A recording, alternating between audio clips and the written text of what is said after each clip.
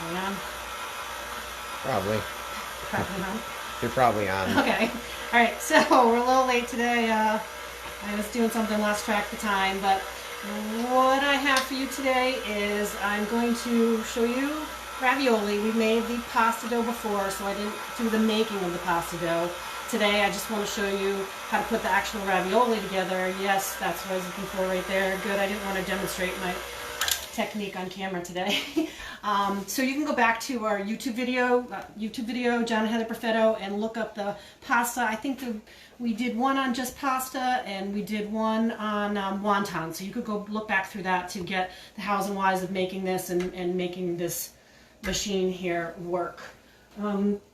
So what I have for you today is I'm going to make just a basic ravioli, and then I'm going to boil it off, and I'm going to show you how to turn that into an entree that's a little bit weird, but it has a background that's important to me, a reference that's important to me, so I'll share that with you. And then it's Friday, so you know what that means. I have a special cocktail for you at the end of this little production. So to make any kind of ravioli, you can either buy pasta sheets. I'm sure there's pasta companies out there right now that would probably love to have you do some curbside pickup. Let me see, Al Dente, Forno. Mama Dell's in East Haven. Yeah, Mama Dell's. There's another one too. We're gonna get the names of those, and we're gonna post them up on our YouTube channel, the contacts to that, because you could buy pasta in sheets for making lasagna and for making ravioli if you don't have this dough sheeter attachment to your KitchenAid mix. So usually the ravioli has a ricotta filling, but I didn't have ricotta today, but you wouldn't know that by looking at this. What I had was a block of fresh mozzarella and some cottage cheese, and I threw that in my Cuisinart and I pureed it together. I seasoned it up with salt, pepper, onion, garlic, and an egg. And I also have this spinach that was in my freezer that was frozen, and I'm just going to drain all the liquid out of that and mix that into it too. So this is going to be a spinach, I say ricotta because I'm Irish.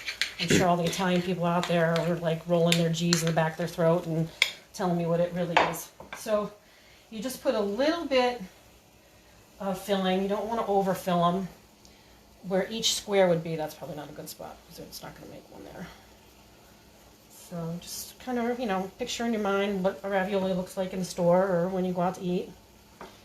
And fill these little pockets with cheese. Here like this. Okay, I have two separate sheets on here, so I'm going to make two at the same time. You can, you know, go a little slower and be nice and neat and perfect with this, but I don't think I'm doing too bad. Kind of eyeball down the row what you got left going here. And then these are going to go in boiling salted water, which I have going back behind me. So when you make the pasta dough, I use semolina flour, red mill semolina flour. There is a recipe on the bag there. I found that recipe to be a little wet. I had some trouble with it. I was drying it out some. So maybe try to find another one. I'll try to see if I can find the recipe we used before and put that up. So then the next piece goes over that sheet. It's kind of like the masks that I've been making. You just stretch them to fit. And I don't know if you guys have been following us along, but if there's anybody that needs a mask out there and you live in Milford, you're welcome to give us a shout out and we'll put one out on the porch for you and you can come pick it up. Or if you want to give us your address, we'll stick 2 stamps on an envelope and mail one out to you. But I think this mask wearing is going to be around for a while, so if you don't have a mask, if you don't have a moving buddy, get one. If you don't have a mask, get one. Toy Story was a family favorite. I think I hold maybe John holds a world record for the number of times that movie was watched. Okay, and you kind of press the corners down. Each little ravioli gets its own spot. Now you could just go ahead and cut with a knife if you have a nice sharp knife, the raviolis, or if you have this cool little cutter like I do, you could make the square shapes with the crinkly sides. This is just a pie cutter that I have. But there's also ravioli molds. I know you can get it Williams and Sonoma. How about cookie cutters? Cookie cutters. You can put a cookie cutter on that. Do I have one right there? Cut one out with a cookie cutter. Somewhere. Over here, I think I have a heart-shaped one. I got the sheep one from the other day. It was a fail.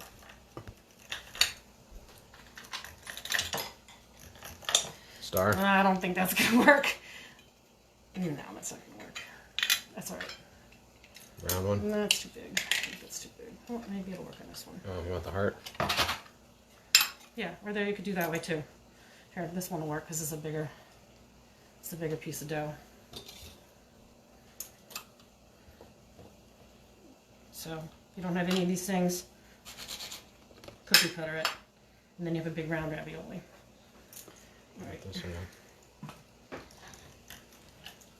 Go ahead and finish cutting these. Make sure the sides are together. And I'm just going to go ahead and drop them into this boiling salted water that I have back here. And they don't take that long. They should float to the top when they're done. You don't want to overcrowd the pan either. I'm not going to stick all of those. I'm not going to stick all of those in there. It's probably enough. One more, two more, one more. Okay.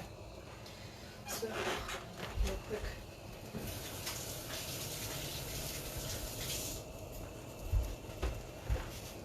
I didn't look up what this recipe is called. I'll look it up and post it.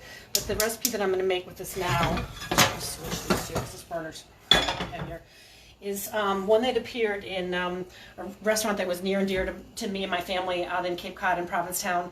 For those of you who don't know me, my official cooking career began at the flagship restaurant, which was owned by Ciro's and Sal's. Ciro's and Sal's was a famous Italian restaurant on Kiley Court up in right off Commercial Street in Provincetown. And it was just an amazing old school Italian restaurant. I'm going to connect to them because they do have a Facebook page, but my parents went there way back when they were first married. We went there every summer as a kid. The pasta was phenomenal. The atmosphere was unique. They have a cookbook of their own out there, which is Ciro's and Sal's Kitchen Cookbook. I'm going to put that up as well because that's where you're going to find this recipe that I'm going to make for my ravioli, but I'm going to add something to it. So this was basically just spaghetti, and it was one of my father's favorites, and it had olive oil, and I'm going to just mash this garlic here.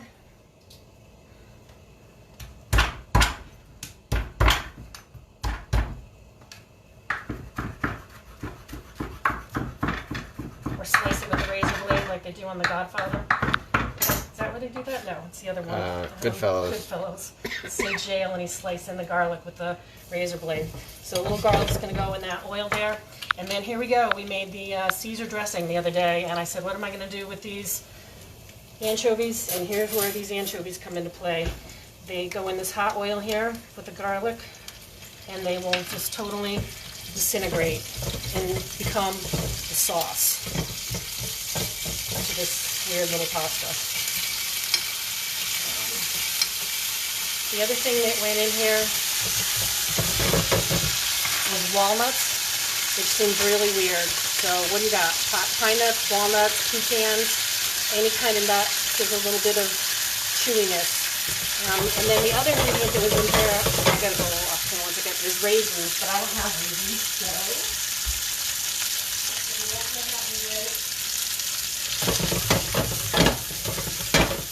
Yeah, multitasking cameraman. What's that? To the multitasking cameraman. Okay, so I don't have the raisins. I have these craisins, which is going to be kind of strange sounding, but my next ingredient is going to make sense to it because I roasted off this butternut squash. So I had a butternut squash, and I just cut it up and tossed it in olive oil, a little salt and pepper, and put it in a 375-degree oven for a good half hour, and it's soft to the touch and mushy. So I'm going to go ahead and add that, and I think the butternut squash playing off the craisins is going to be amazing in this dish. And the next thing that I want to add is these were the cubes of the pesto that we made and I had in the freezer, and I popped one out of that big ice cube thing today, and I'm going to add a little bit of that to the pan as well. And mix all of that up. Yeah, this one's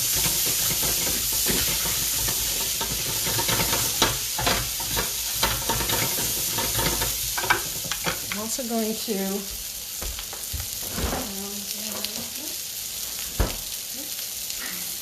looking for white wine, but I don't have any left, so that's not going in there. You could hit that with a little white wine if you have white wine. And then I'm just going to go over to this pan, and I'm going to lift the raviolis out. And I'm going to use the liquid, that's the pasta liquid, to help build the sauce.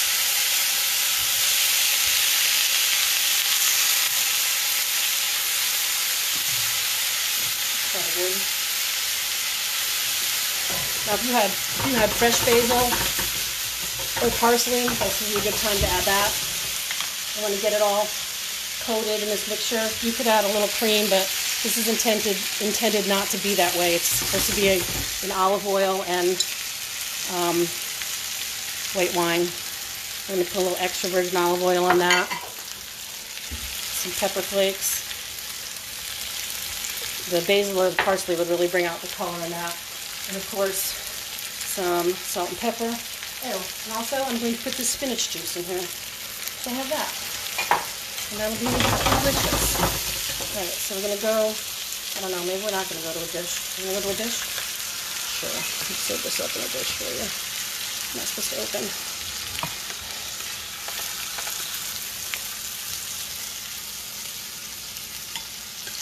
What do you think, John? Would you eat this? I would. I like the butternut squash and the cranberries. I think that's great.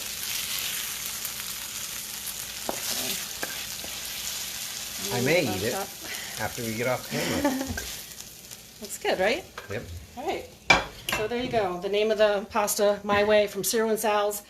I can't remember the name of it, but I will put the name of it up. If my mother's there, she could type the name in the comment. Did she make it on today? I don't think Sylvia's on today.